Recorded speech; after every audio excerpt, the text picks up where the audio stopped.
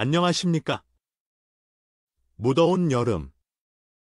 에어컨 버튼을 누를 때마다 전기요금 걱정에 마음이 무거우셨을 겁니다. 24시간 마음 편히 틀고 싶다는 소망과 요금 폭탄을 맞으면 어떡하지라는 불안 사이에서 갈등하는 분들이 많습니다.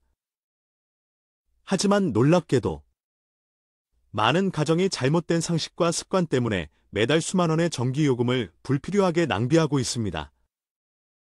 제가 수년간 현장에서 마주한 안타까운 현실입니다. 오늘은 에어컨에 대한 흔한 오해를 바로잡고 과학적인 원리에 기반한 올바른 사용법을 알려드리고자 합니다. 이 글을 끝까지 읽으시면 올여름 폭염 속에서도 전기요금 걱정 없이 그 누구보다 시원하고 건강한 여름을 보내실 수 있을 것입니다. 첫 번째 오해, 외출 시 에어컨은 무조건 꺼야 절약된다. 가장 널리 퍼진 오해입니다. 집에 사람도 없는데 켜두는 건 낭비라는 생각은 지극히 합리적으로 들립니다. 하지만 잠깐 마트에 다녀오거나 병원, 산책 등 90분 이내의 짧은 외출이라면 에어컨을 켜두는 것이 오히려 전기요금 절약에 도움이 됩니다. 이유는 에어컨의 작동 원리에 있습니다. 특히 요즘 대부분의 가정에서 사용하는 인버터형 에어컨은 처음 전원을 켤 때 가장 많은 전력을 소모합니다. 30도가 넘는 실내를 목표 온도인 26도까지 낮추기 위해 실외기가 최대 출력으로 가동되기 때문입니다. 이는 마치 고속도로에서 멈춰 있던 차가 시속 100km까지 속도를 끌어올릴 때 가장 많은 연료를 쓰는 것과 같은 이치입니다. 짧은 외출 후 귀가하여 에어컨을 다시 켜면 이 최대 출력 구간이 반복되면서 전력 소모가 급증합니다. 반면 계속 켜둘 경우 에어컨은 설정된 온도를 유지하기 위해 실외기를 약하게 간헐적으로만 가동합니다. 일정한 속도로 순항하는 자동차처럼 에너지 효율이 훨씬 높습니다. 물론 출근처럼 몇 시간 이상 집을 비울 때는 끄는 것이 맞습니다. 하지만 90분 이내의 짧은 외출이라면 온도를 평소보다 1, 2도 높게 설정해두고 켜놓은 채로 다녀오시는 것이 현명한 선택입니다. 두 번째 오해, 제습 모드는 냉방보다 무조건 전기료가 적게 나온다. 많은 분들이 제습 모드는 바람이 약하게 나오니 전기를 덜 쓸 것이라고 생각합니다.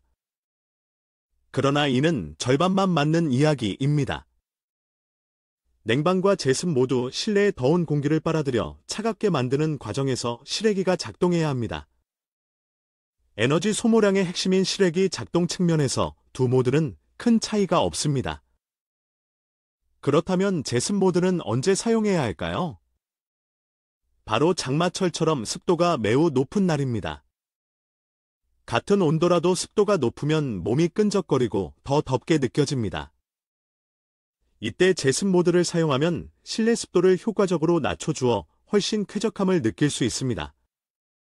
실제 실험 결과 같은 조건에서 제습 모드가 냉방 모드보다 약 2.7배 더 많은 습기를 제거했습니다. 여기서 현장 전문가의 활용 팁을 하나 드리겠습니다. 처음부터 제습 모드를 켜기보다는 냉방 모드로 1시간가량 집안을 충분히 시원하게 만든 후 제습 모드로 전환해 보십시오. 이미 낮아진 온도는 유지되면서 눅눅한 습기만 제거되어 전기 효율과 쾌적함 두 마리 토끼를 모두 잡을 수 있습니다. 냉방 효율의 핵심, 바람은 위로, 공간은 넓게. 에어컨을 아무리 세게 틀어도 바른 실인데 머리 쪽은 여전히 덥다고 느끼신 적 없으신가요? 이는 바람 방향을 잘못 설정했기 때문입니다. 과학의 기본 원리를 기억해야 합니다. 찬 공기는 무거워서 아래로 가라앉고 더운 공기는 가벼워서 위로 올라갑니다. 대부분의 사람들이 시원한 바람을 직접 맞기 위해 바람 방향을 아래로 향하게 합니다. 하지만 이는 냉기를 바닥에만 고이게 만들어 공기순환을 방해하는 최악의 설정입니다. 에어컨 센서는 위쪽의 더운 공기 때문에 아직 실내가 덥다고 판단하여 실외기를 불필요하게 계속 가동시킵니다. 에어컨 바람은 항상 천장을 향하도록 위쪽으로 설정해야 합니다. 천장을 타고 부드럽게 내려온 찬 공기가 실내 전체를 감싸면서 더운 공기를 밀어 올리고 방 전체가 균일하게 시원해집니다.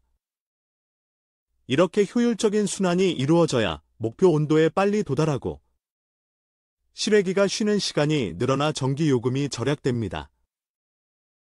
또한 에어컨 바로 앞이나 아래에 키 큰 장롱이나 책장 같은 가구를 두는 것은 바람길을 막는 것과 같습니다. 냉기가 퍼져나가지 못하고 갇히게 됩니다. 에어컨 주변은 가급적 넓게 비워두어 공기순환이 원활하게 이루어지도록 해주십시오. 이 작은 변화만으로도 냉방 효과는 극대화되고 전기요금은 눈에 띄게 줄어듭니다. 리모컨에 숨겨진 보석, 자동, AI, 모두를 깨워라. 에어컨 리모컨에 있는 수많은 버튼 중 90%의 사람들이 그 진가를 모르고 사용하지 않는 버튼이 있습니다. 바로 자동, 오토, AI, 스마트, 에코, 이코 등의 이름으로 불리는 지능형 운전 모드입니다.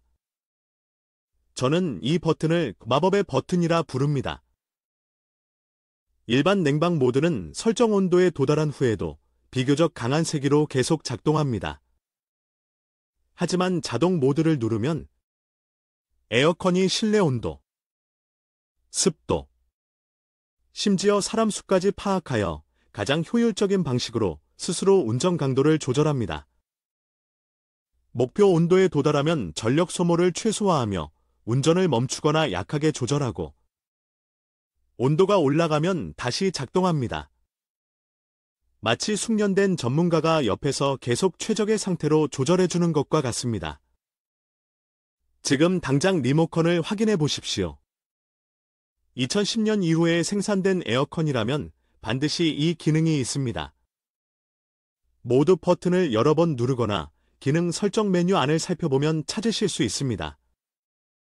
오늘부터는 이 자동 모드를 기본으로 사용하시는 습관을 들이십시오. 보이지 않는 적을 막아라. 직사광선과 필터 관리. 아무리 좋은 에어컨이라도 외부 요인을 관리하지 않으면 밑 빠진 독에 물 붓기입니다. 첫째, 햇빛을 차단하십시오. 여름철 실내 온도를 높이는 가장 큰 주범은 창문을 통해 들어오는 직사광선입니다. 커튼이나 블라인드를 열어둔 채 에어컨을 켜는 것은 난로를 켜둔 채 냉장고 문을 열어놓는 것과 같습니다. 특히 햇빛이 가장 강한 오후 2시에서 5시 사이에는 반드시 암막 커튼이나 블라인드로 창을 가려주세요. 실내 온도를 3도만 낮춰도 에어컨의 전력 소모량은 20% 가까이 줄어듭니다.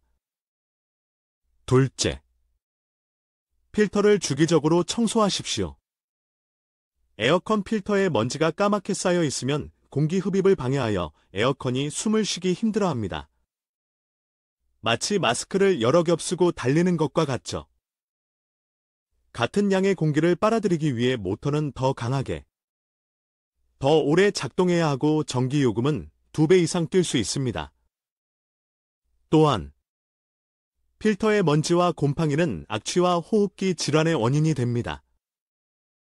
최소 2주에 한 번씩 필터를 꺼내 부드러운 솔과 미지근한 물로 세척한 후 그늘에서 완전히 말려 다시 끼워주십시오. 10분의 투자가 한 달 전기요금 수만 원과 가족의 건강을 지켜줍니다. 가장 확실한 절약법, 정부 에너지 바우처 제도 활용하기. 지금까지 말씀드린 방법들을 잘 실천하는 것도 중요하지만 가장 강력한 절약법은 정부의 지원 제도를 적극적으로 활용하는 것입니다. 정부는 에너지 취약 계층을 위해 여름철 냉방비와 겨울철 난방비를 지원하는 에너지 바우처 제도를 운영하고 있습니다. 소득 기준, 기초생활수급자, 차상위 계층 등 과세대원 특성 기준, 만 65세 이상 노인, 영유아, 장애인, 임산부, 중증 희귀질 환자, 한부 모가족 등을 모두 충족하는 가구가 지원 대상입니다. 지원 금액은 가구원 수에 따라 달라지며 4인 이상 가구의 경우 연간 최대 70만 원에 가까운 금액이 지원됩니다. 나는 해당 안 될 거야 라고 지레짐작하지 마시고 거주지 관할 주민센터에 신분증을 가지고 방문하여 문의해 보시는 것이 가장 정확합니다. 신청 기간이 정해져 있으니 아직 신청하지 않으셨다면 서두르시는 것이 좋습니다. 주변에 해당될 만한 이웃이 있다면 이 좋은 정보를 꼭 알려주시길 바랍니다. 여름철 전기요금은 더 이상 두려움의 대상이 아닙니다. 오늘 알려드린 몇 가지 원칙만 기억하고 실천하신다면 불필요한 낭비를 막고 시원하고 경제적인 여름을 보낼 수 있습니다. 현명한 에어컨 사용 습관으로 몸과 마음, 그리고 지갑까지 시원한 여름 나시기를 진심으로 바랍니다.